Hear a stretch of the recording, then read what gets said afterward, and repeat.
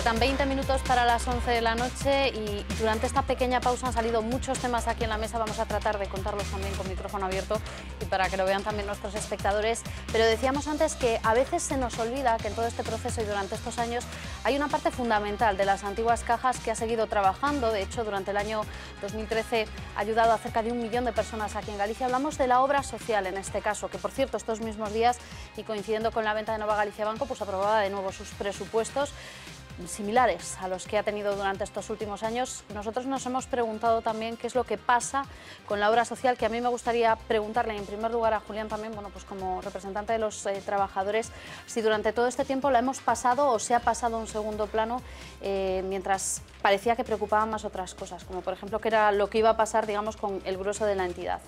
Bueno, evidentemente, tanto la Fundación como la obra social, como los trabajadores de obra social, efectivamente han estado en un segundo plano. Tal vez el volumen de trabajadores, el volumen de empleo, tal vez el volumen de la inversión, pues era significativamente menor.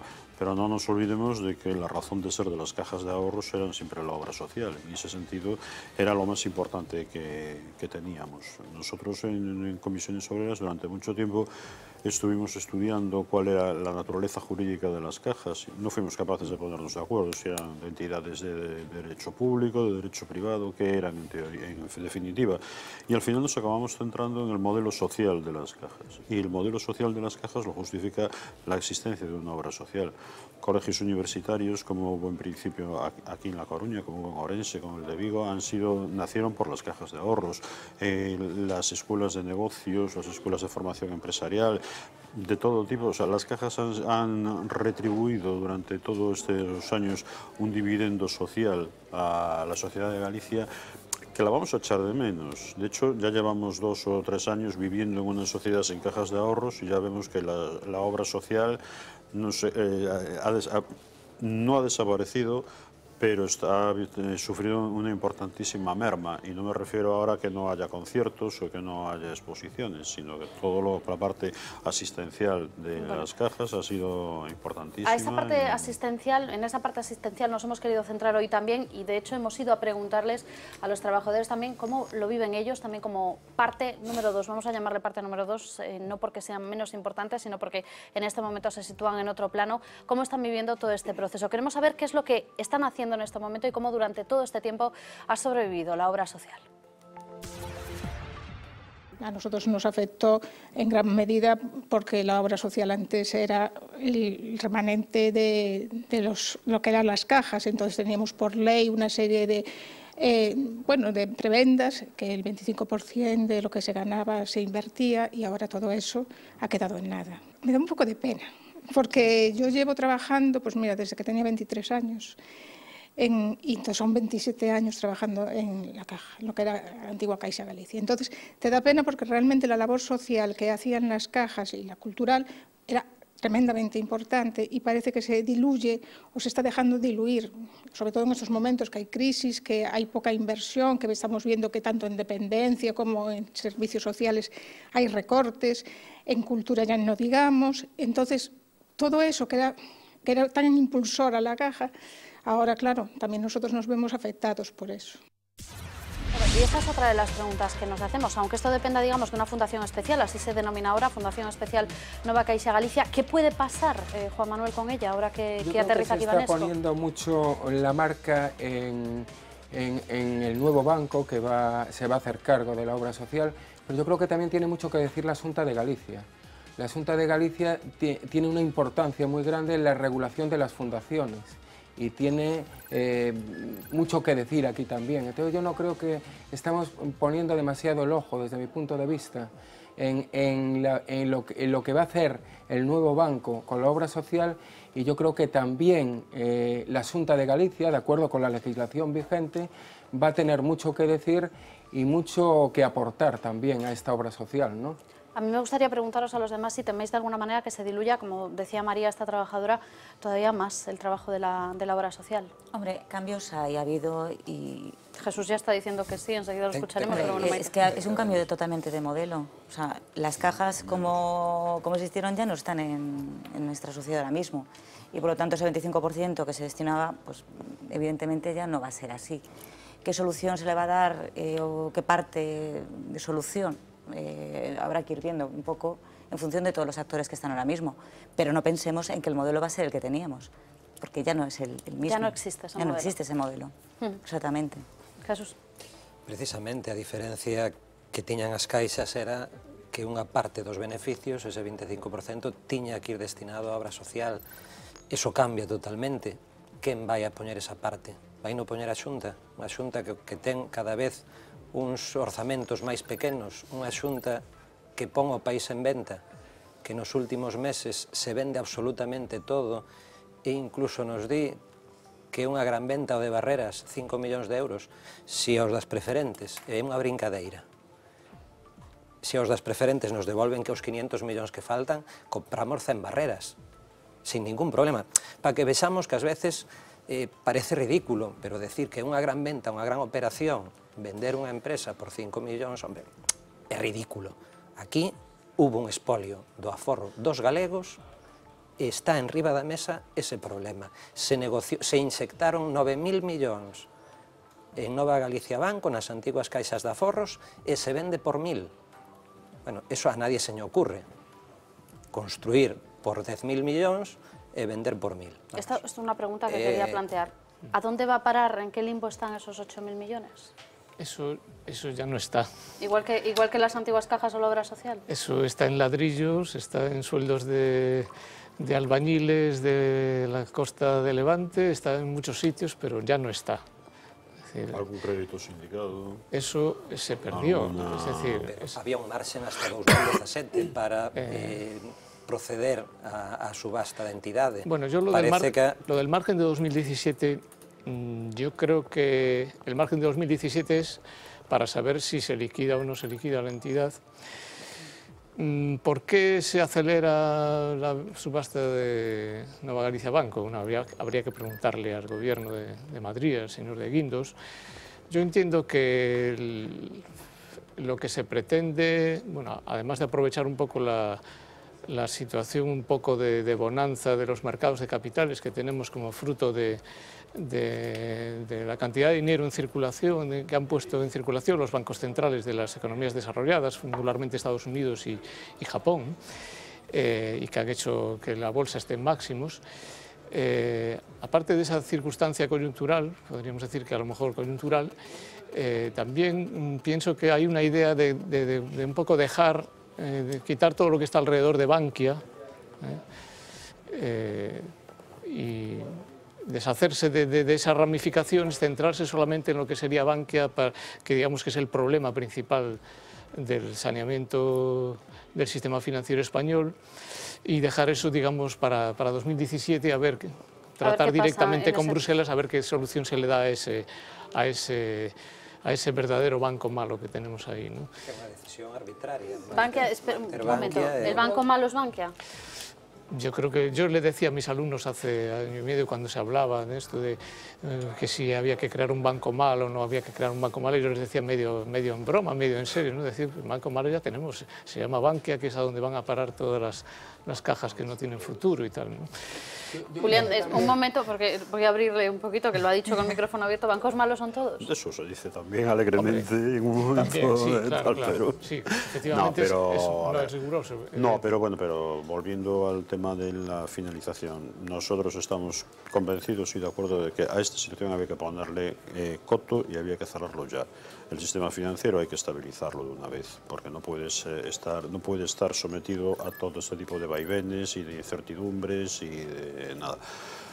Lamentablemente hay entidades zombies, no vamos a descubrirlo ahora, y yo no voy a decir que Nova Galicia fuera una de ellas, pero sí es verdad que últimamente se hacía mucho negocio de chichinabo, mucho recarga de cajera de tarjetas de bus, pero realmente negocio no se está haciendo Bueno, negocio vamos bancario. a hablar de modelos de banca y para ello, decíamos antes, volvemos prácticamente a los orígenes, al origen del que es el banco más antiguo de España, el Banco Echeverría, y luego hablaremos también de nombres, que es Betanzos. Hoy nos hemos ido hasta allí porque también, medio en broma, medio en serio, de repente nos damos cuenta de que la capital del antiguo Reino de Galicia se puede convertir pues, en el nuevo centro financiero desde donde fluya el crédito al resto de Galicia. Así que nos vamos a ir hasta Betanzos. Estamos en Betanzos, ciudad que es sede del que a día de hoy es el banco más antiguo de toda España, el Banco Echeverría. De la noche a la mañana, esta ciudad se ha convertido en la capital financiera de la comunidad gallega y queremos saber qué opinan sus ciudadanos de esta noticia.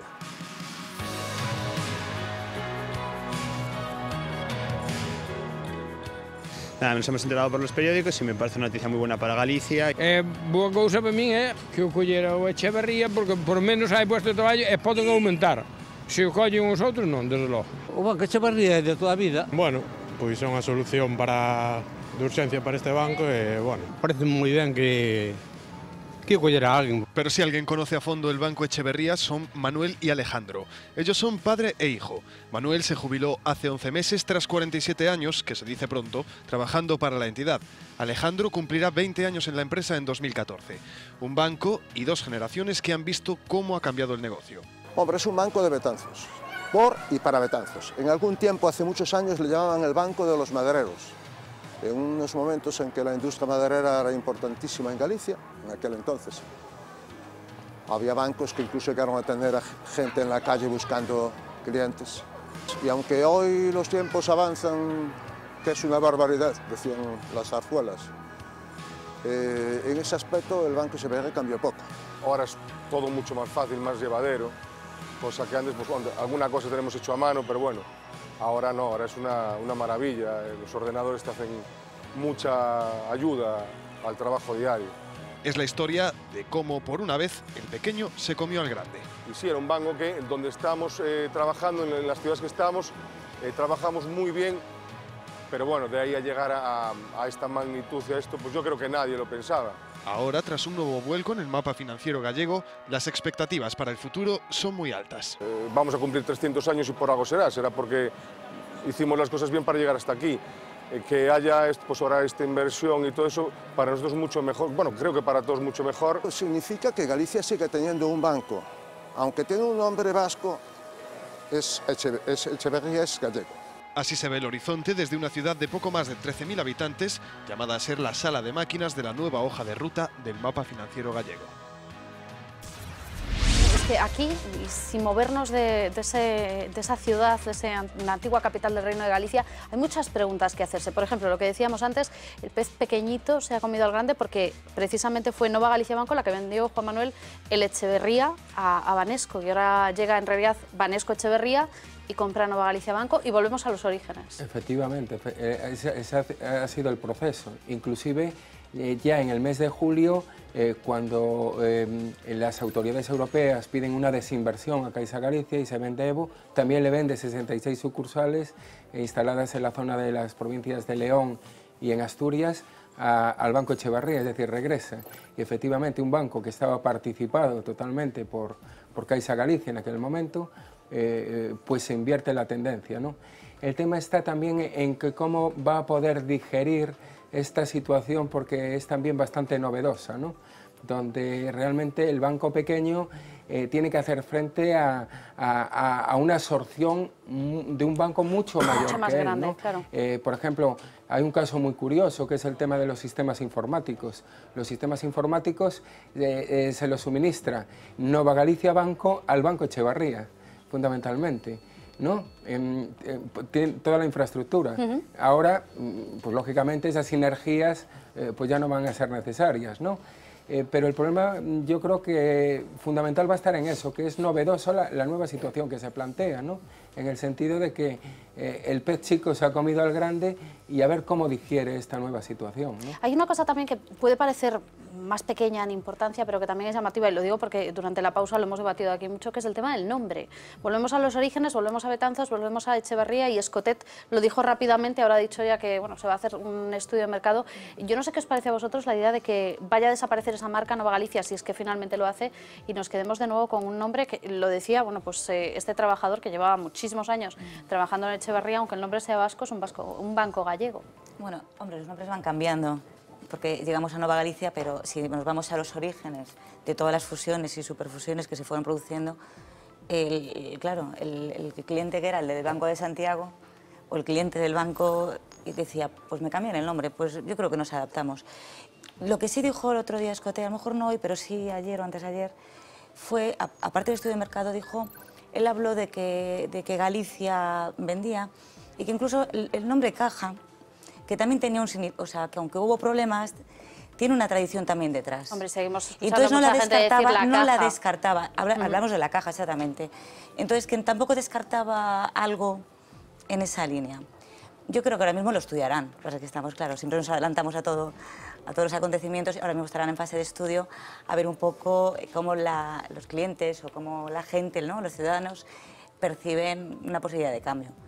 Nada más es la época esta de arranque, ¿no? De arranque. Una posibilidad de cambio, y volvemos a saludar a Milá, que se nos ha traído todos los datos, una posibilidad de cambio que en esta especie de terremoto financiero que hemos vivido en los últimos años, desde que empezó todo el proceso de reestructuración hace 5 años, va a hacer casi 6, nos ha cambiado absolutamente el mapa.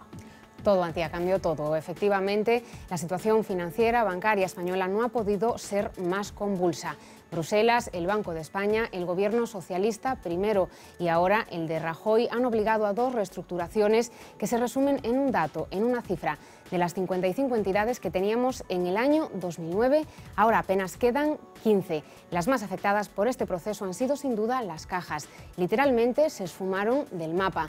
Todas fueron obligadas a agruparse y a bancarizarse. Son el caso, por ejemplo, de CaixaNova y Caixa Galicia, ahora Nova Galicia Banco, el de la Caixa, CaixaBank, o el de Caja Madrid, ahora Bankia. Las cajas han sido las más afectadas, pero no las únicas. Aquí en Galicia perdimos, por ejemplo, a una insignia, el Pastor, que fue absorbido por el Banco Popular. ¿Y quiénes salieron ganando en este proceso? Pues para muchos los beneficiados fueron los grandes, el Banesto o el Santander. Muchas fusiones y muchos cambios que nos dejan un caso bien curioso aquí en Galicia. Se llama Caixa Rural Galega. Apenas tiene 60.000 clientes y menos de 100 oficinas, suficientes para sobrevivir a esta vorágine bancaria. Hoy hemos estado con su director, que nos ha contado cómo han sido capaces de llegar solos hasta aquí. Su caso es ahora mismo único en Galicia. Son la única entidad bancaria estrictamente gallega, con apenas 46 oficinas, 60.000 clientes y el 2% de la cuota de mercado. A la Caixa Rural le ha sido suficiente para subsistir. Nosotros somos una rara avis dentro de lo que eran las entidades financieras en Galicia, porque éramos la única cooperativa de crédito que existía. Existían varios bancos, existían algunas cajas de ahorro, pero nosotros éramos la única cooperativa de crédito. Subsistir y resistir, porque esta cooperativa de crédito, nacida en Lugo, ha sobrevivido al duro proceso de fusiones, absorciones y ventas impuesto por la reforma bancaria. Para nosotros esto es un éxito muy grande porque supone un refrendo a nuestra gestión. La cooperativa de crédito se caracteriza porque todos los que pedimos dinero prestados a la Caixa Rural Galega somos a su vez propietarios. Nosotros en estos momentos tenemos más de 17.000 propietarios, una entidad absolutamente privada que es propiedad de sus socios, pero al mismo tiempo nuestros estatutos recogen un interés social. La clave del éxito, ser fieles a sí mismos. Centrarse en nuestro negocio tradicional. Nuestro ámbito de actuación es Galicia, no hemos abierto nunca ninguna oficina fuera de Galicia y haber sido prudentes, el no haber intentado nunca irse muy arriba en los créditos por encima de los depósitos que captamos. Se está viendo que nuestra propuesta de valor de banca tradicional, prudente, de cercanía y de carácter esencialmente gallego está siendo muy valorada por la clientela. Defienden sus raíces, pero también que el crédito no entiende de nacionalidades. La sociedad está un poco obsesionada por la galleguidad. Y lo dice el gerente de una compañía que el 100% de sus socios son gallegos y viven en Galicia y el 90 y tantos % de nuestra actividad se desarrolla aquí. Yo personalmente me preocuparía más porque el equipo directivo fuera un equipo comprometido y prudente en la gestión, más que por la nacionalidad de los accionistas. Llevan en pie casi 50 años y su objetivo es seguir independientes en este competitivo mercado. contado Jesús Méndez, el director de Caixa Rural Galega, un caso del que igual tendrían que aprender el resto de los banqueros de nuestro país. No sé qué opinarán los invitados de la mesa. Ahora se lo preguntamos, gracias Mila, porque lo que ha dicho el director de la Caixa Rural es que deberíamos tener equipos directivos comprometidos y prudentes en su gestión, que quizás es lo que no hemos tenido y por eso se ha pasado de esos casi 60 bancos y cajas a la poquito más de una docena que tenemos ahora. Bueno, yo creo que esto habría que explicarlo y además haciendo referencia a una particularidad de Banesco o de lo que va a ser la rama española de Banesco, Banco Echevarría, Nova Galicia Banco, sobre digamos el gobierno corporativo de este banco, ¿no? Que está en la raíz un poco de la caída de las cajas. Es decir, las cajas de ahorros en un momento determinado se decide que tengan las mismas competencias, las mismas libertad de actuación que los bancos, pero no se hacen cambios sustanciales en sus modelos de gobierno corporativo. Y eso es un poco el origen de la evolución que tuvieron y que les llevó a este triste final. Y que como hemos visto en el reportaje sobre Caixa Rural Galega, pues no tiene absolutamente nada que ver, ¿no? Y bueno, a mí se me plantea la duda de un banco de este tamaño, Echevarría Nova Galicia Banco, no va a cotizar en bolsa, por lo tanto no va a estar sometido a las normas de gobierno corporativo y de información sobre el gobierno corporativo que sí rigen para las sociedades cotizadas. Desconozco si Banesco, las filiales que tiene, tanto en Venezuela como en otros países, cotizan o no cotizan en bolsa. O es otro modelo. Lo digo porque esto, digamos, tiene su importancia, ¿no?, sobre lo que será el comportamiento futuro del banco.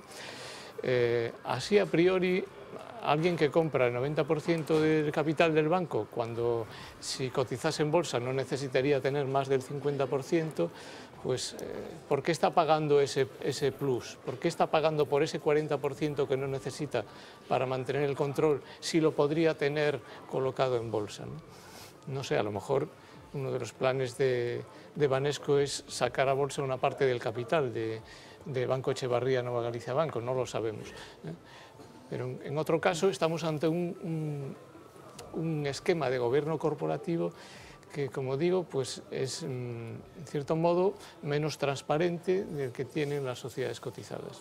Julián.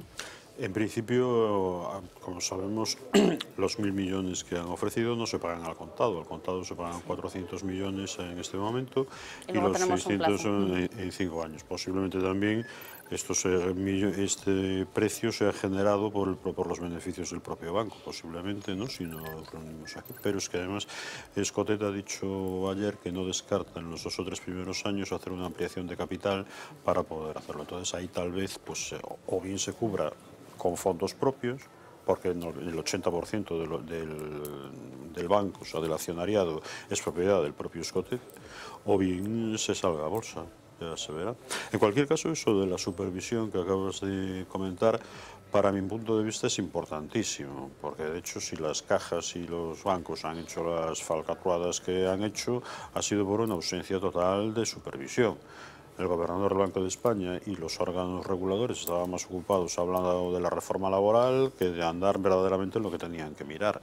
Y entonces pues ahí han permitido hacer pues todo tipo de cuestiones y ya que me das paso con esta cuestión, hablando de supervisión, nosotros nos hemos preguntado también qué pasa con esos órganos que en teoría supervisan lo que hacen los bancos, lo que hacen las cajas, lo que hace el Banco de España para supervisar todo esto y la situación a la que hemos llegado, porque al fin y al cabo es el testigo, digamos, privilegiado de todo lo que se ha producido durante estos últimos años en cuanto a la regulación de lo que ha ocurrido en nuestro mapa financiero. Y le hemos preguntado pues, a alguien que está muy vinculado a Galicia, a Víctor Moro, que fue subgobernador del Banco de España, que fue director del Banco de España en Barcelona durante muchos años y que ha observado también todo ese proceso. Estos días está aquí en Galicia y hemos tenido oportunidad de hablar con él acerca de cómo ha visto Víctor Moro todo este proceso y también de las expectativas que se le abren a él, bueno, pues como experto y como exfuncionario del Banco de España, sobre lo que pueda pasar en el futuro.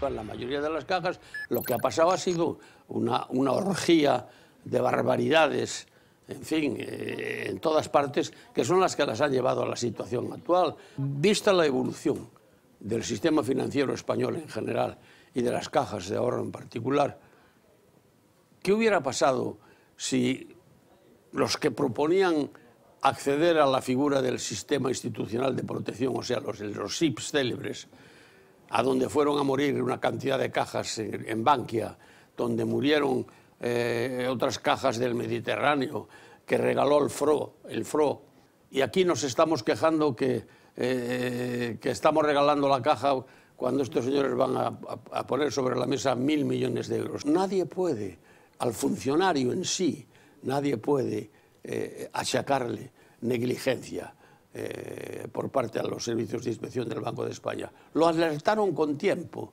anticiparon con mucho tiempo la debacle financiera que se iba a producir. Lo que ocurre es que los estamentos políticos consideraron oportuno no actuar y así llegamos a donde hemos llegado. Bueno, dice Víctor Moro que los servicios de control sí que anticiparon con tiempo lo que iba a pasar, pero que digamos que quien tenía que después tomar algún tipo de decisión no lo hizo. Y estaba diciendo Jesús, lo anticiparían pero muy bajito. ¿Tú tienes la sensación de que no hicieron todo lo que tenían que hacer? O presidente da CNMV nos últimos anos decía que fixeron un folleto e que nos mandaron as sucursales, pero que claro, como había tantas sucursales que eles non sabían que pasara cos folletos e que ademais que o colgaran na páxina web da CNMV. Vamos, todo un alarde de medios para comunicarlle aos cidadáns de que toda a banca estaba comercializando produtos tóxicos, que eran os produtos híbridos estos, preferentes e subordinadas. Vamos, si solo fixo eso, non se merece o soldo que cobra. Esa CNMV ten como supervisora, debe ter control sobre todas as entidades, sexan caixas e sexan bancos, e todas elas teñen en este momento comercializados os mesmos produtos en unhas cantidades inmensas. Cando decías o banco malo, posiblemente, os bancos malos xa o son, ao mellor o banco malo e o banco bo, que se come ora todo, pero o señor Blesa, co que está salindo do señor Blesa, presidente de Bankia, vamos, a supervisión foi nula en todos os aspectos, non? Tanto, por enlazar, por si logo non sale, que en este momento os afectados, os estafados polas preferentes e subordinadas, que non tivemos vía arbitraxe a solución, estamos falando de 40.000, só nos queda a vía xudicial que no 99% dos casos nos está dando a razón. E digo no 99% por non decir máis. Desgraciadamente parece que é a única vía que nos queda para recuperar os cartos, a vía xudicial, pero unha vía individual. Nin siquiera aquí a administración, os supervisores, o Banco de España, con decenas de miles de arbitraxes, de laudos arbitrais, que as entidades recoñeceron de que hubo mala práctica. Centos de sentencias xudiciais, o mesmo. Unha intervención do Fondo de Garantía de Depósito in extremis no mes de agosto que di, bueno, vamos a darlle liquidez porque realmente isto non ten visos de arreglarse, pero ainda así deixa 40.000 persoas e 500 millóns de euros na rúa. E xa digo, única vía xudicial. Se nos está dando a razón prácticamente na totalidade dos casos, e non só con Nova Galicia Banco, sino con todas as entidades. Esto quería preguntar, Juan Manuel, con exdirectivos de bancos sentados en el banquillo, con mala praxis, como decía Jesús, con casos en los que se ha visto que efectivamente algo ha fallado en quien supervisaba todo el sistema, con un sistema que se ha visto reducido, bueno, pues eso, de 50 y tantos a una docena de entidades. ¿Quién controlaba al supervisor? ¿Teníamos una supervisión efectiva de nuestro sistema financiero? Vamos a ver, yo creo que la forma de supervisión que había en España era modélica en el mundo. De hecho, era puesta de ejemplo en el resto del mundo, ¿no? ¿Y entonces qué falló? Empieza a haber una desregulación a nivel mundial, sobre todo en Estados Unidos, a partir de los años 80 y posteriormente en Gran Bretaña, y se empieza a extender como una balsa de aceite, ¿no? empiezan a crearse una serie de activos de futuros, de opciones, es decir, digamos de una banca virtual más que real, ligada a la economía real, ¿no? Entonces yo creo que sí, por parte de los técnicos se alertaba de la situación, lo que pasa es que los gobernantes políticos lo que hacían era mirar para otro lado y meterse en esta envolvente, yo creo que ha sido de un capitalismo brutal, ¿no? En donde se ha dejado a un sistema tan importante como era el sistema bancario, que es básico para el desarrollo de la economía de un país, lo que se puso de moda fue la desregulación, ¿no? Y había digamos, una tendencia en todos los sitios, en concreto en España. El asesor más importante que tenía Aznar, el jefe de gabinete económico, estaba continuamente hablando de la desregulación, ¿no? Cuando se sabía que era uno de los modelos más efectivos del mundo, el sistema español, ¿no? Y hay posibilidad, me gustaría preguntar si hay posibilidad, dentro de todo este cambio de modelo, antes decía Maite que ya no se va a volver a lo que antes existía, ¿hay posibilidad de sí recuperar de alguna manera eso? Yo creo que se debería de volver a esto, es decir, de hecho ahora la unión bancaria que va a Europa, que va muy lenta, va tremendamente lenta, y además de ir lenta, un poco descuajaringada en cuanto a lo que se pretende hacer, ¿no? Pero yo creo que tendrá que acabar en ese modelo, otra vez, en volver a ese modelo, porque se ha visto que el modelo que hemos tenido durante estos 20 años nos ha llevado a la catástrofe. Maite decía que sí con la cabeza. No, vamos a ver, yo nunca digo que nunca jamás en la vida volveremos, porque la vida da muchas vueltas y fíjate las vueltas que da, o sea, que partimos de un tipo de banca tradicional, la banca fue evolucionando, ahora volvemos un poco a los orígenes, un banco territorial que se preocupe eso del ahorro. Además en una comunidad autónoma como Galicia, donde nuestra estructura productiva son pequeñas y medianas empresas, no grandes empresas, donde las grandes empresas además tienen otras formas de financiarse.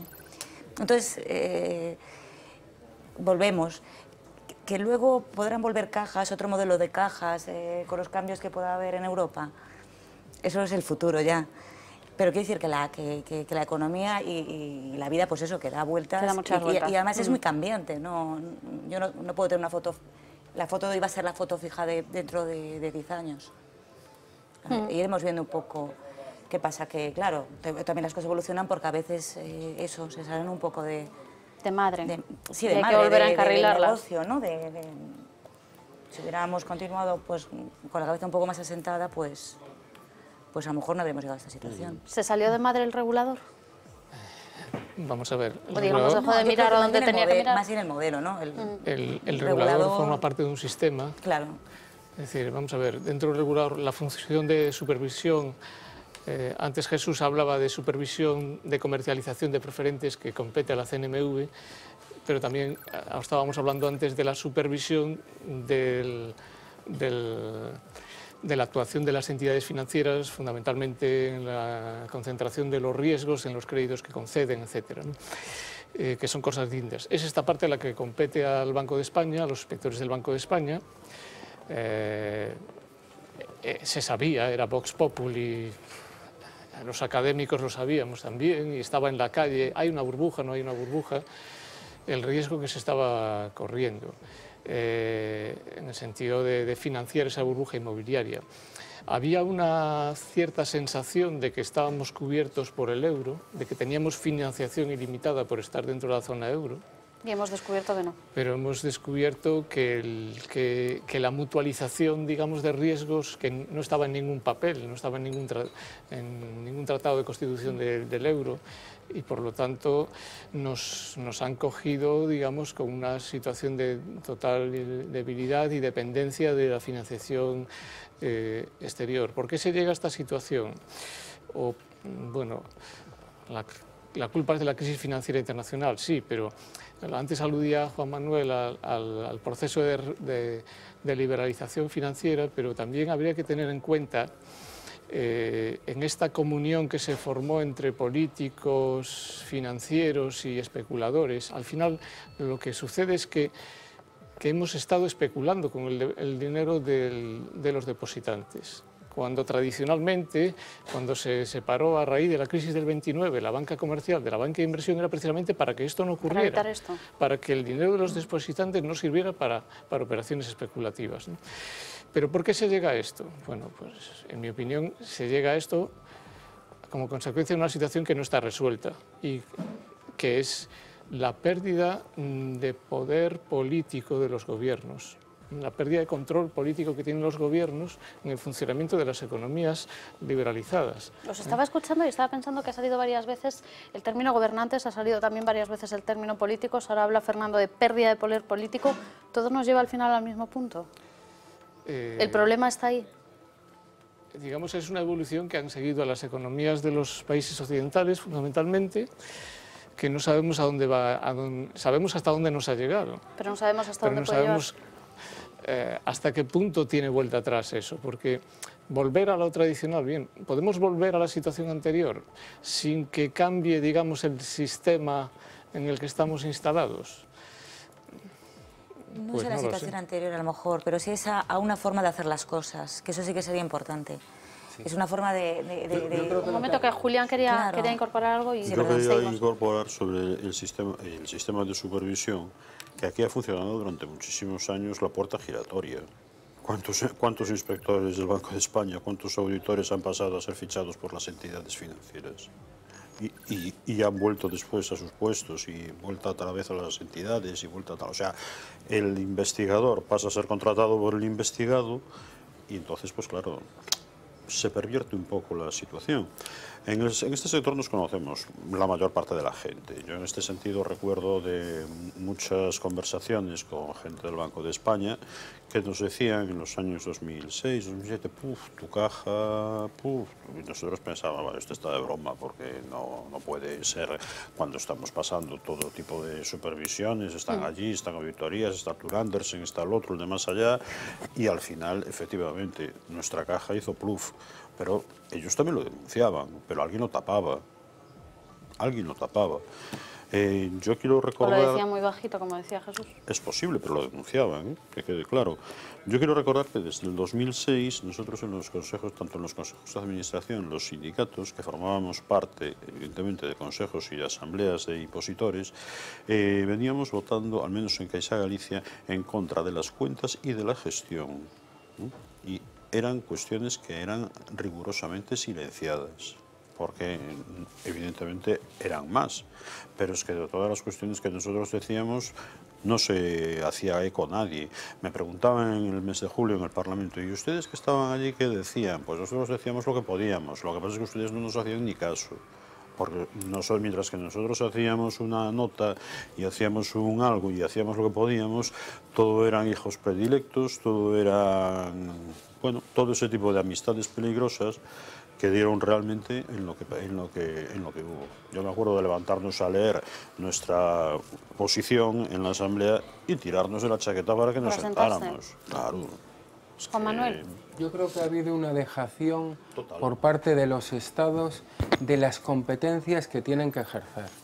Es decir, si nosotros hacemos un análisis histórico, en los Estados modernos, que nacen en el siglo XV, nacen para defender los derechos de los más desfavorecidos y regulan a los que tienen menor capacidad de defensa con respecto a los más poderosos, ¿no?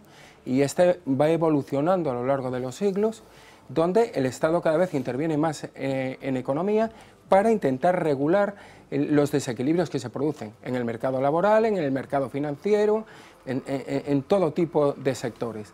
¿Y qué pasa? Que por primera vez en la historia, ahora, el Estado hace dejación de esas funciones que tiene y en lugar de regular ese campo de funcionamiento de la sociedad, pues no regula lo que tiene que regular, por la envolvente en la que estamos metidos, por el motivo que sea. Quizás podamos decir que es que ha perdido competencias en beneficio de la Unión Europea, ¿no? Pero entonces tenía que ser ese supraorganismo el que tendría que tomar esta función, ¿no? ¿Y ha desaparecido eso también? Yo desde mi punto de vista sí, yo creo que hoy por hoy se mira mucho más a los mercados, a lo que piensan los mercados, a ver cómo van a reaccionar ante esta situación. Vamos a tomar esta medida, pero el sábado no se vayan a asustar los mercados y vaya a desplomarse la bolsa. Es decir, yo creo que la iniciativa, la dejación que han hecho los estados ha sido importante. Quizá el caso más llamativo es el del Banco Central Europeo, ¿no? Donde debería de tener unas competencias similares al resto de los bancos centrales, ¿no?, de otros países, como está ocurriendo, como está ayudando la Reserva Federal Americana al gobierno americano en la situación y cómo está saliendo bien, como lo hizo en su momento el Banco de Inglaterra o el Banco de Japón, y en cambio en el caso del Banco Central Europeo no se hace. Y yo creo que eso es una clara dejación de las funciones que corresponderían a los estados o al supraestado, a la Unión Europea. Decía antes Maite que nunca se sabe qué es lo que va a volver o lo que no va a volver, pero sí es cierto que hay determinadas entidades, y hablando de este cambio, este terremoto en el sistema financiero también aquí en Galicia, hemos querido repasar aquellas entidades que formaron parte de los carteles habituales, de los nombres habituales que lucían en las calles de nuestra comunidad autónoma y que durante estos últimos años han ido cambiando. Son las entidades que en principio, y todo depende también de cómo se mueva la historia, no van a volver. Era abril de 2013 y el FROB, que controlaba casi el 100% del Banco Gallego tras nacionalizarlo, lo adjudicó al Banco Sabadell por €1 y tras un saneamiento de 325 millones de euros a cargo del Estado. Actualmente opera en Galicia bajo la marca Sabadell Gallego. Antes el Banco Pastor pasaba a manos del Popular por 1.400 millones de euros en 2011. El peso del Banco Gallego pasó a ser del 20%. El Pastor aportó en la absorción 588 oficinas y 4.100 empleados. Otras entidades que perdieron el sello gallego fueron el Banco de Galicia, con sede en Vigo, disuelto por el Pastor e integrado en la matriz en 2008, y el Banco Simeón, fundado en Vigo en 1850. Fue adquirido en 2006 por la Caixa Xeral de Depósitos, cuyo accionista mayoritario era el gobierno portugués. Bueno, entidades que ya no existen como tal, que han cambiado de nombre, que han cambiado de forma y que a mí me llevan a preguntar, y esto va a ser ya casi nuestra conclusión final, vamos a ver si Mila nos ayuda, si esto forma parte también de esa especie de debacle que se ha vivido en el tejido empresarial de esta comunidad autónoma y lo que en muchas ocasiones llamamos, Mila, una sangría absoluta de las empresas gallegas. Muchos expertos, de hecho, lo consideran así, y para muchos la pérdida de NCG a manos de un banco venezolano ha supuesto un verdadero día de luto, y es que la entidad gallega es la última de las grandes firmas que pierde nuestra comunidad. Algunas de los grandes nombres de estas empresas y que seguro les sonarán son, por ejemplo, Audasa, Fadesa, Azcar, Pescanova, R o el Banco Echevarría, uno de los protagonistas de esta compra por parte de Banesco. Banesco lo adquirió, recordemos, hace exactamente un año. Un proceso de compras que se ha cebado con todos los sectores y con los principales pivotes de nuestra economía. Sangría para muchos porque, de hecho, el centro de decisión de estas grandes entidades ya no está aquí en Galicia. Claro, gracias Mila. Esto es la pregunta que quería hacer. ¿Lo podemos enmarcar todo en el mismo paquete, de cambios también en lo que es el accionariado de las empresas, sean o no sean dentro del sistema financiero? ¿O también difiere mucho el hecho de que, lo que decíamos antes, el equipo directivo vaya a estar aquí, el centro de decisiones vaya a estar aquí? Bueno, yo decía antes que el futuro de Banco Echevarría, Nova Galicia Banco... Le está cambiando de nombre tanto como el ministro de Economía, que no ha aprendido a decir Nova Galicia Banco. Tiene que ir de la mano con el de la economía gallega. Aquí hay unas incertidumbres, fundamentalmente el principal problema de Galicia, que es independiente de la situación de crisis económica, es el envejecimiento de la población, la baja natalidad. Es un factor de riesgo importante para devenir, pero yo pienso que un poco en la situación en la que estamos de un cierto alivio o optimismo por el resultado de la subasta de Nova Galicia Banco, habría que decirle a los gallegos que el futuro es suyo, es decir, que tenemos que buscar la solución a esta situación económica de crisis, trabajando todos juntos en la misma dirección. En eso, como decía al principio, ha sido un ejemplo el comportamiento de Nova Galicia Banco en estos últimos años. Tenemos que tratar de que nuestros estudiantes universitarios si emigran, que lo hagan solo temporalmente y que vuelvan aquí con nuevas ideas, porque el negocio bancario también está abocado a transformaciones importantes en la revolución digital que estamos experimentando. Quizá es uno de los sectores que está más rezagado en este sentido, pero que de la noche a la mañana puede vivir cambios importantes con nuevos medios de pago, etc. Y para todo esto, la nueva entidad que arranca ahora con esos nuevos gestores tiene que estar preparada para asumir estos nuevos retos. Maite. Yo hablando del tema de la inversión, bienvenida sea, porque es que si no viene esa inversión y aquí pues no se está invirtiendo, esas empresas no estarían ahí, estarían todas caídas. O sea, si no viene dinero para Vulcano, Vulcano no puede producir más buques y hay muchos empleos que se pierden. Yo no sé por qué, además nosotros que hemos salido fuera, que hemos creado empresas fuera, que también hemos invertido fuera, que en este momento el que esté viniendo la inversión hacia aquí, yo no lo veo nada malo. La cuestión es que lo que es la forma de comportarse de la entidad que esté aquí. O sea, que sea alguien, o sea, un banco o una empresa que esté comprometida con el territorio en el que está actuando. Y en el caso de Nova Galicia y de esta adquisición parece que va a ir por ahí. Luego lo veremos, como ir habrá que evaluarlo claro, habrá que evaluarlo posteriormente. después. Por lo de pronto, todos los comunicados, las entrevistas van un poco en esa línea. Y de hecho, hay que mirar cuántas comunidades están sin ninguna entidad financiera en el territorio. Y yo creo que eso ya simplemente es para decir, bueno, pues de momento tenemos una entidad aquí. Tenemos dos, porque Echevarría sigue trabajando aquí con una vocación, ¿no? Con directivos gallegos y bueno, hablamos del gallego y Echevarría, decíamos antes, es un hombre vasco. ¿Cómo empezó la industria conservera en Galicia? Con gente que vino, pues a lo mejor es otra forma una forma distinta, ¿no? De inmigración a través de esta entrada de capitales también. Entrada de capitales. Claro, es una forma distinta, o sea, hemos salido, vienen, yo no le veo ningún problema, yo no le pongo bandera al capital, que viene con un fin de crear empleo, de trabajar aquí y de tirar de la economía gallega.